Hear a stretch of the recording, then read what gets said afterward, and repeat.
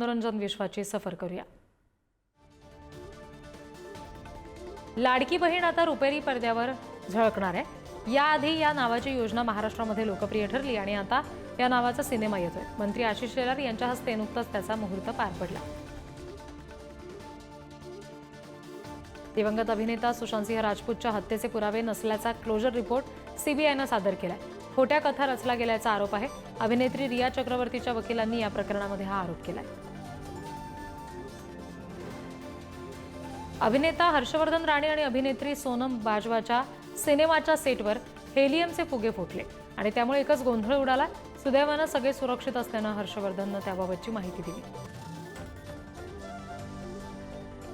वाढत्या वजनामुळे ट्रोल झालेल्या अभिनेत्री बिपाशा बसूने ट्रोलर्सना चोख उत्तर दिलंय।